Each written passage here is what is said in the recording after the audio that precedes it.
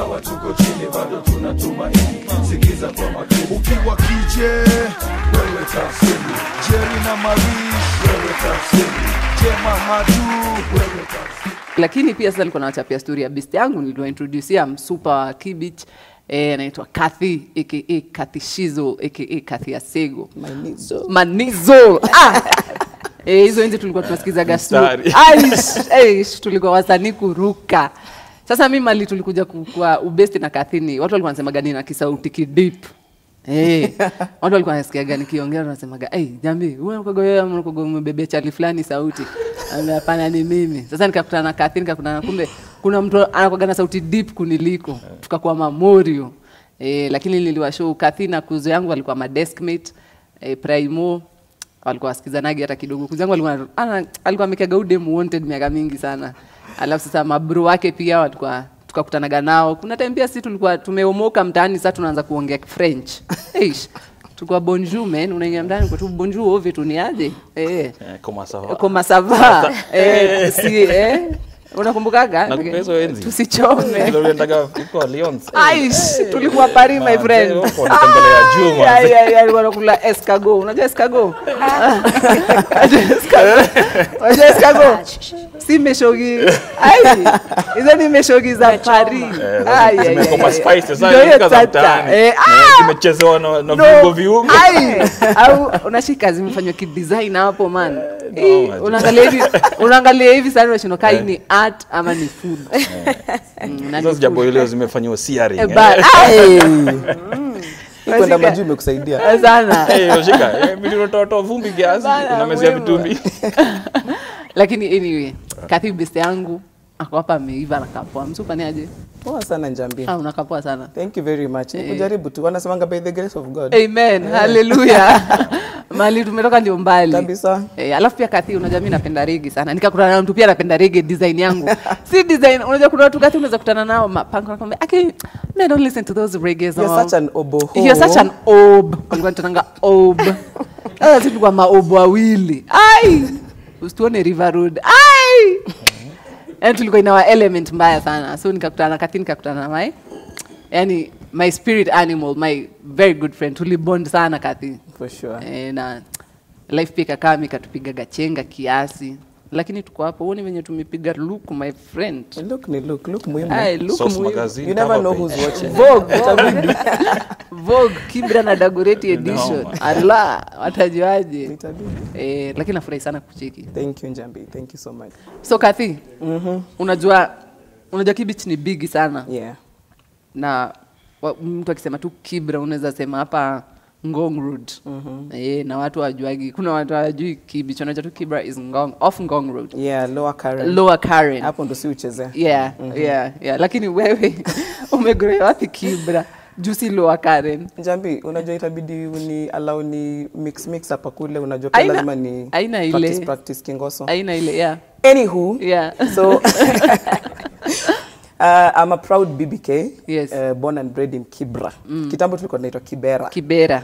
And Kibra comprises of very many villages where we have semi-permanent structures. Okay. Kambi Muru, Lindi, Katwekera, Kianda, Kisumu Ndogo, and the likes. And on the other hand, we have Kibra, where we have estates. Yeah. Actually, we have maisonettes and bungalows in Kibra. Tuko na maisonettes, tuko Olympic. We have Ayani.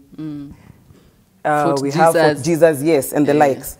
So I grew up in Ayani, in a family of 10. 10?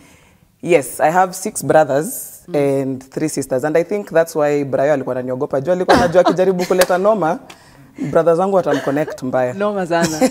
Alafu sasa mimi akikuja home, anaona mimi sasa mimi ndio first born. Sasa mimi akinikompea na mabro wako anaona baadaye atajambia izani na hii vita. Anasema mimi nitaacha hiyo chuo. And I remember for me growing up in Kibra, every day I walked to school, I could see hardworking people. Which school did you go to? I went to Olympic Primary School, Olimo. Kwa Mrs. Nganga. And let me tell you, under the leadership of one Mrs. Anne Njoki Nganga. Yes. And Olympic was one of the most, top performing primary schools in the whole country. Yes. And the teachers were very dedicated. You can imagine to date, I still remember my Ngelis, I remember my Misamiatis and Nethalis, thanks to one Mrs. Monica Omoyo. Yes. Ulikuwa nasikia jina Mrs. Omoyo akitaka kushout kwa uko kwa slabs. There's a place we used to be punished. Tulikuwa tunaita slabs. So kila mtu mnalala hapo, viboko zinapita juu yenu. Nakwambia ilibidi Olympic, you just had to perform well. And I remember Mr. Njau. Mr. Njau was our math teacher. He made a point of making sure all the girls in his class performed well in math and sciences. At a point when girls really feared maths and sciences. And for me, that stood out because of the kind of dedication we saw from the teachers. I remember there's a time we went to State House to perform because we had award-winning poems, plays, dances and all, thanks to our drama teacher, Mrs. Asego. Jambi, if you think I have a deep voice, clearly you've not had my mom speak. Unamjua poa. And for me, there were no two ways about it. My mom was a teacher. If you decided to do anything out of the ordinary or become indisciplined, the teacher wouldn't even punish you. Mwalimu anakwambia bwe ndo kaite mama yako. Nakwambia afadhali uende home. Because when she came, it was kiboko. And you know the fact that when ni mtoto wa mwalimu, you just have to toe the line. And for me, Olympic really showcased excellence in a place where there was a lot of hopelessness around. I saw most of my peers falling off the radar, getting lost in drugs. Walking to school, I'd see a lot of boys and girls by the roadside chewing and selling mogoka. And it was not very easy for me to still keep on track, knowing that I have peers and friends. Because we all know. Because you also coming from the same environment. Exactly. Nao ni majirani wako. Exactly. Au ndio madeskmate bado. And you see, at times unaona kuna dema kona do, unashangaa ametoa wapi na ni pia wako. Wewe sasa hata ukiitisha do, upeagwi. Pesa tuition inalipwa directly kwa shule, ushiki do yote. So it was very easy for most of my peers to fall off the radar.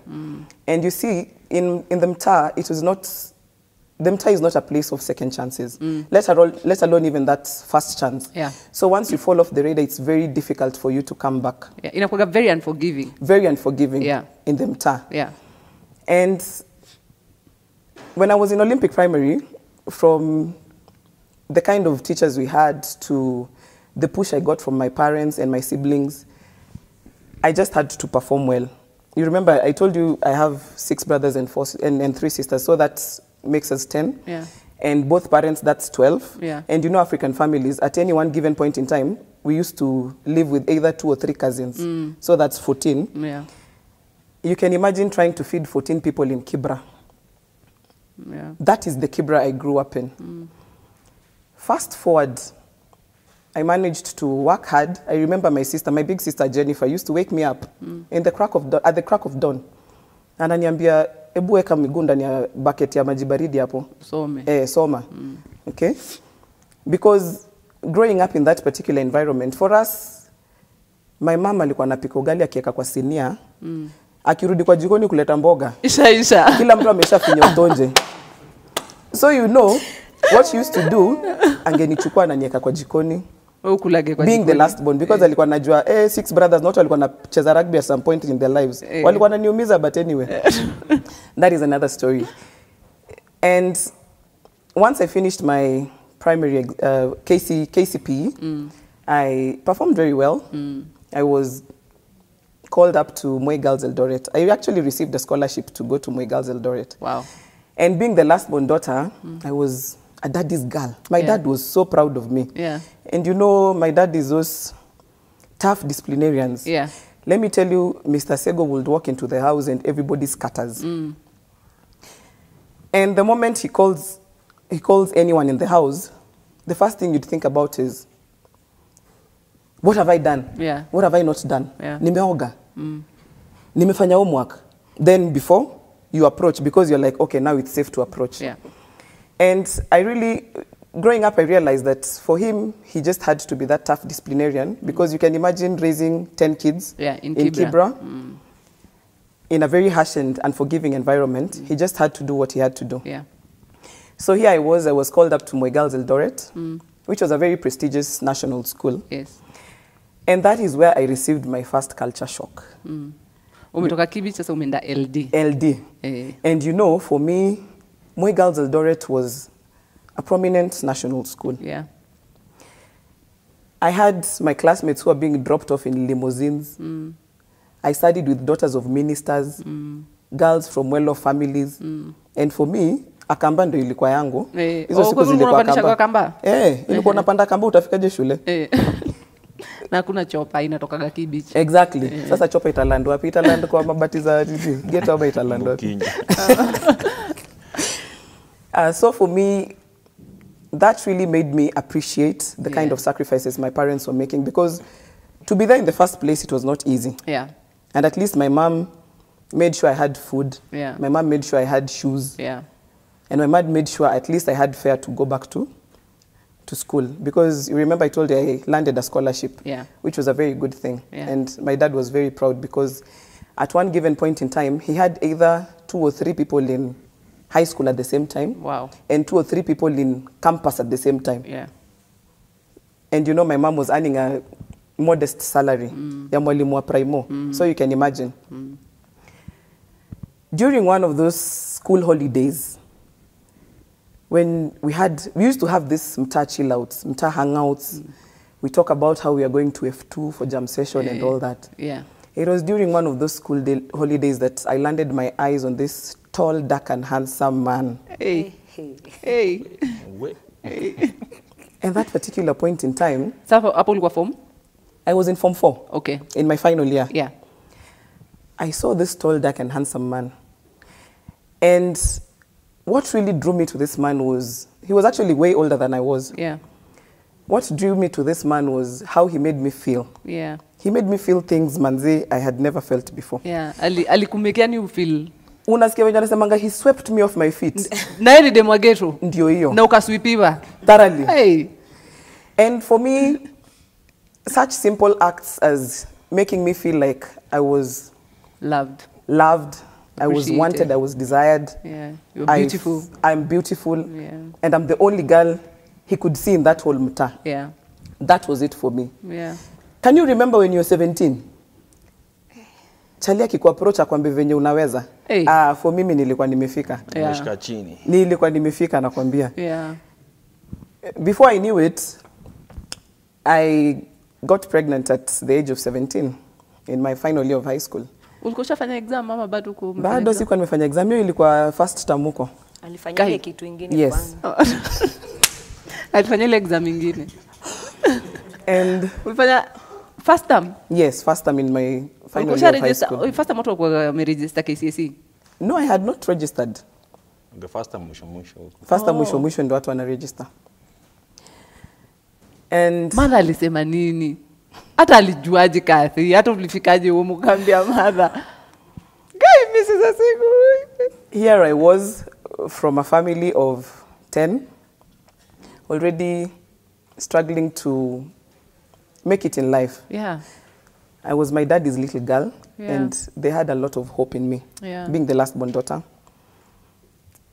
And I remember I reached out to one of my friends. She was way older than I was. And when I explained myself to her, she took me to the nearest chemist up Mta. At that particular point in time, I didn't have money, so at least she paid for the test kit. Yeah. And Jambi, let me tell you, when those 2 lines popped up on that test kit, I almost collapsed. Gosh. Because I was so naive. Yeah. I really didn't think that I would get pregnant. Me, Catherine Asego. Aji. Mtoto wa mama last born wa madhe. Aji sasa. I was so confused. I was so scared. I remember I was really shaking. And one thing I can say, at least huo beste yangu alikuwa na akili, because we didn't go to ile chemist ya mta. Yeah. Because trust me, Mrs. Asego angejua hiyo story hata kabla nimwambie. Yeah. And I kept on thinking about what the society would think of me, what my dad's friends were going to say, yeah. What my peers were going to say. For me, it was the end of it. I felt the world caving in. I couldn't really think about what the future had in store. Yeah. Jambi, I grew up knowing I was going to be the best journalist ever. Yeah. I've always wanted to study communications. Yeah. But immediately I learned that I was pregnant at only 17. I knew that dream was gone. Yeah. So I kept it a secret for a while. We went back to school. You went ulirudi chuo na ball? Yes. Because I had this very not so brilliant idea. Yeah. You know, back in high school, at least for our girls' school, we used to have this pregnancy test done twice or thrice every other term. Yeah. So I cooked up a very mischievous idea of skipping school so that I would get suspended. At least that was a way of me buying time so that I can skip the pregnancy exams. So I managed to rally some of my friends. Behind me, we went out on one Saturday to kind of dunda. Lakini Cathy. But for me, I knew what you were planning. What I was doing. Yeah. And true enough, we were suspended. I remember the late Cherambos, who was our principal. Yeah. We used to call her Chera. She called me and the rest of the girls to her office, and we were given those suspension letters. And I remember the secretary stamping it and also giving us that leave-out sheet. Yeah. So before I went home, I had to inform my parents that I was going back home before the school term ended. Yeah. And you know, there was no reason as to why I had to go back home because my fees were paid for the whole year. Yeah. I remember walking towards that simu ya jamii. We had one simu ya jamii. I don't know why it was strategically placed right next to the school gate. Yeah. And I remember walking to that simu ya jamii. I dialed my dad's number. And immediately he picked. I just told him, I'm coming back home, nimefukuzwa shule. And I hung up. Even before he would respond because, trust me, I knew he was going to rain terror on me. Even though I couldn't even see him face to face.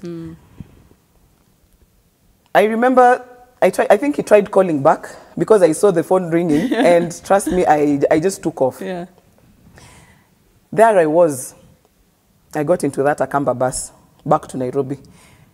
And that 8-hour drive for me felt like a 45 minutes drive because I got home so fast. Yeah. And unfortunately for me, everybody had retired for the day. Everybody was at home. So I walked in and I found my parents seated there. I just stood there. I didn't say anything. I was evidently shaking because I was ready for war. I was really ready for war. And guess what? My dad just stood up and left. And I looked at my mom, I was like, okay, what's next? Yeah. My mom was evidently so upset. Yeah. But she didn't say anything. And that silence really tore me apart. I was really wishing that they would punish me so that I would get over and done with it. Yeah. Because unajua nilikuwa nimechapwa kadhaa pia, so nilikuwa nimekuwa mtafu. But that didn't happen. That silent treatment for me really crushed me. I felt so alone. Yeah. After a couple of weeks, it was 4 weeks, I had to go back to school with my mom so that we can face the board of management for me to know my fate. Yeah. All this time, my mom... She still doesn't know? She didn't know. But you know, African moms, they have a way of just sniffing the truth the from right. Yes. Yeah. So my mom used to just look at me, keep quiet. Yeah. They never used to say anything. And those 4 weeks were the longest in my life. My siblings would try once in a while to talk to me and all, but it didn't feel the same. Yeah. The silence, especially from my dad, you know my dad is a disciplinarian. Yeah. And the fact that he didn't say anything, I just knew, this is it. Yeah. Nimefika mwisho. And I remember we boarded the Akamba bus back to Eldoret to meet the board. And throughout that journey, my mom was just silent. I felt so cornered And because I felt like I had run out of options, I was so desperate. I really did not know what to do because, yes, my plan had worked for a while, but now I was going back to school. What would happen? So before we got to Eldoret, I decided to open up to my mom. And at first I was there mumbling. Bado mko kwa kamba. Bado tuko kwa kamba. I decided to open up and tell my mom I was pregnant. And Jambi, she didn't even lift her eyes to look at me. She just kept quiet. How did you feel? I felt empty. I felt so ashamed. Yeah. And after like 10 minutes, which seemed like forever, she turned to me and just asked me, so, what do you plan on doing? And I could see right through her eyes the disappointment. And that crushed me because I knew I had really let her down. I remember immediately she asked me that, I broke down. I started crying and begging her to just give me another chance. Because I was hell-bent on just finishing school. For me, if I was to drop out and not get that opportunity to go back, it was going to be it for me. I knew the mtaa was going to swallow me alive. And my mom went silent again. And before we disembarked from the Akamba bus, she looked at me and told me, I really don't know how I'm going to deal with your father. And I broke down because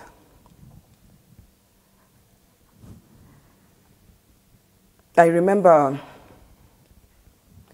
I really tried to be the best I can be, and I knew I had really let my mom down. So that really gave me that determination to prove everybody wrong. Unfortunately, we were sent back home again because some board members decided not to show up for the hearing. So we went back home. And I honestly don't know how my mom managed to talk to my father about that story because to date, he has never brought it up. To date? To date, he has never brought it up. Wow. But I know he loves me and he supported me in his own little way, in his own silent way. And my mother was really my rock. She was my pillar. Being a teacher for over 35 years in Kibra, I could feel like she really knew what I was going through. My mother is this tough, resilient person. She's the strongest woman I've ever seen. I remember one particular day she told us of a story.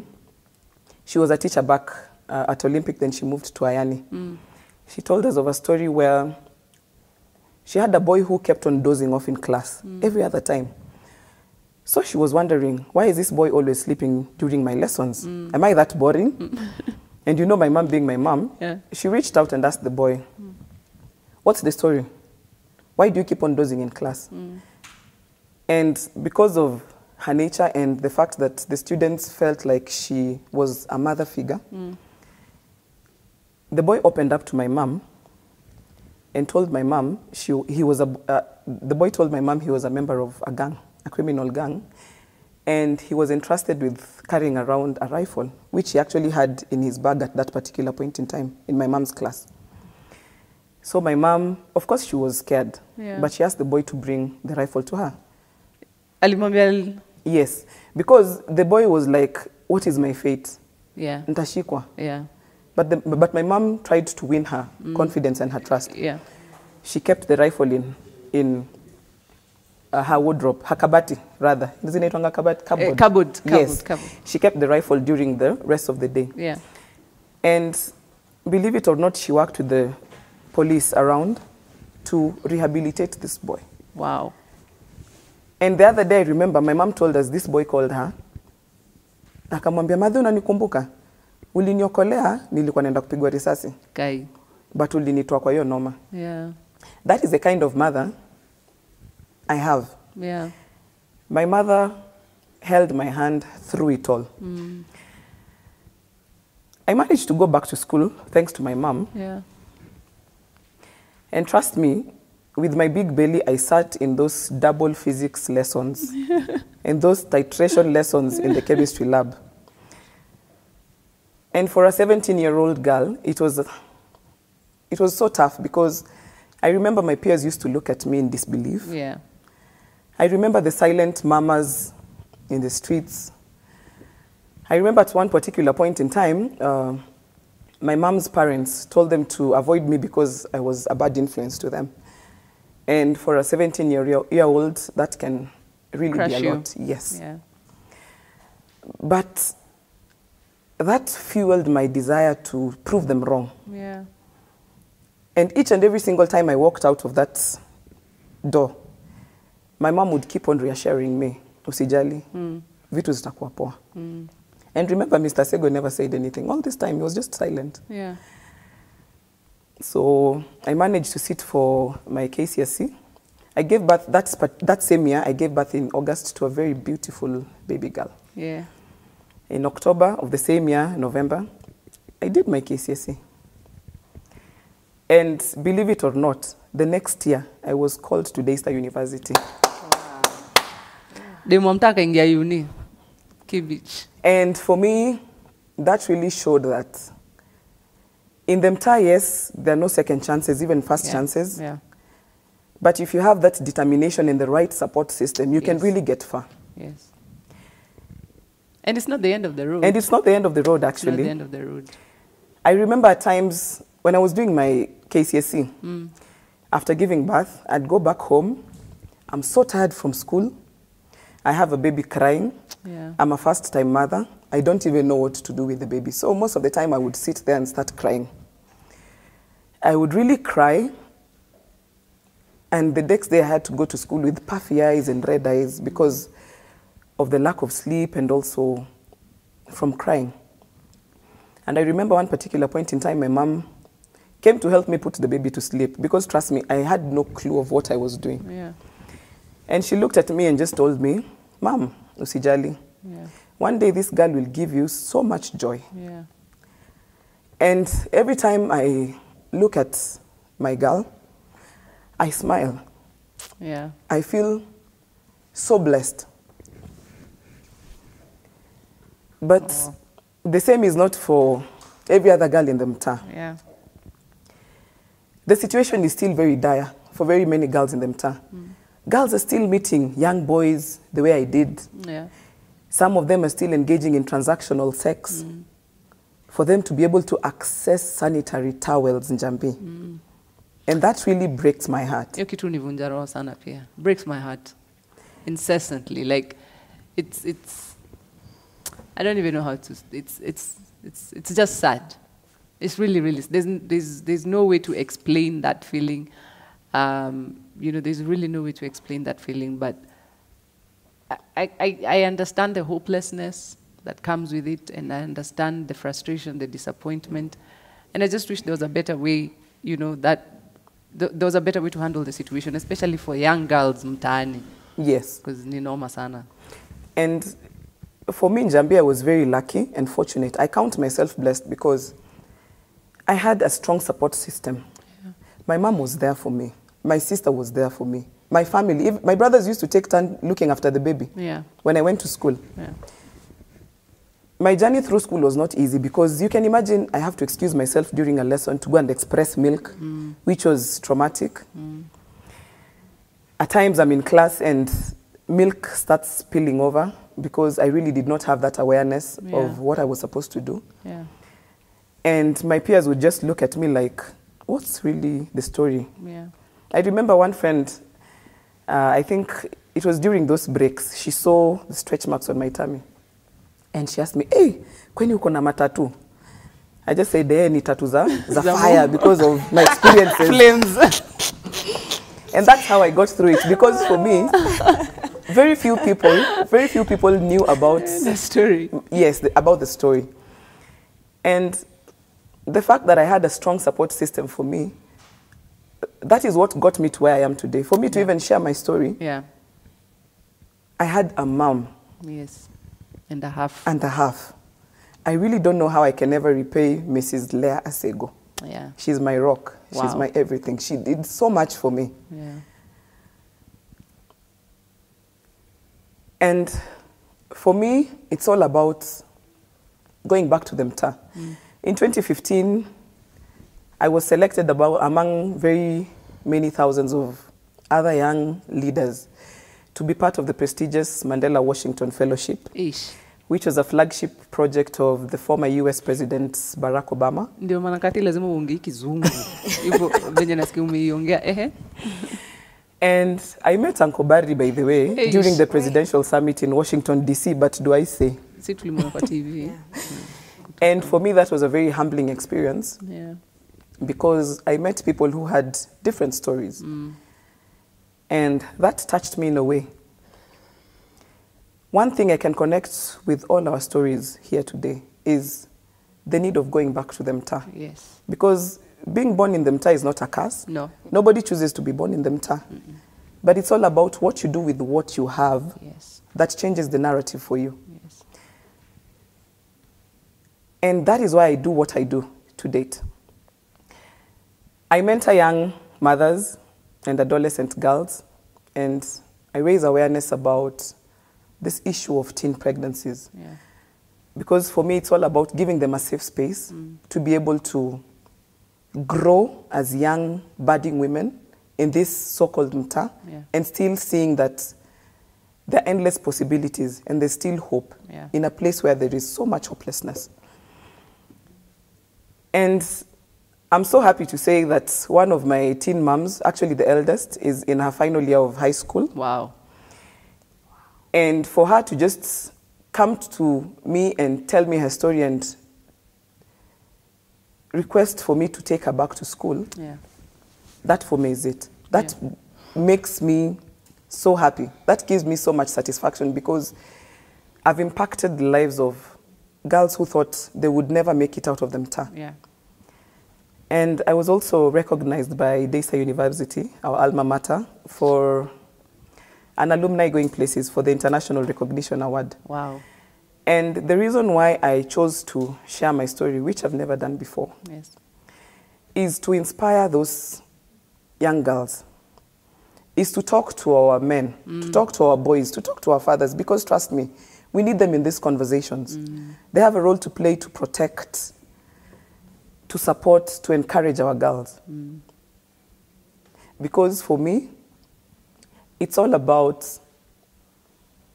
building and lifting others if you want to lift yourself. And that's what I live by. That's what gets me out of the house every single day. And I'm so happy that today my daughter is in Form 1. Way. Ene shafika Form 1. Amefika Form 1. Juzi tulikuwa tunamlelea tu Form 1 Cathy. Amefika Form 1. And to me, it gives me so much joy because I know that there are young mothers out there who just need that little bit of push. They just need that support system to be able to get to where they are. And that's why I do what I do each and every single day. Wow. Yeah. Wow. Mazi. Yani. Even though mtaani hatuklapingi, lakini mazi. Mmesikia Cathy is part of the Mandela Washington Fellowship. Ndio maana lazima onge kizungu, so mtamu excuse kidogo, lakini ni dema mta dema Kibich. And I'm really, really proud of you, Cathy. And this is the first time Cathy is actually talking about her experience and sharing her story. And part of the reason why I really wanted to have this conversation with Cathy is because we're in the middle of a pandemic, COVID, but teenage pregnancy is the silent pandemic that we have chosen to sweep under the carpet, under the rug. And, you know, we cannot avoid it and we cannot keep silent about it. And I just feel like, you know, when we see people like Cathy coming to speak about what they've gone through, na pia kuna madem tani wanapitia, because naonaga tudem tani, tudem tudogo mazee, tuko so confused, hatujui mali wataenda, tujui ni nini watafanya, wanaona sasa maisha yao imefika mwisho, you know. Ukicheki dem ka Cathy, ameng'ara hivyo, kilami anabonga, amefika mayolo nini, inakupatia hope that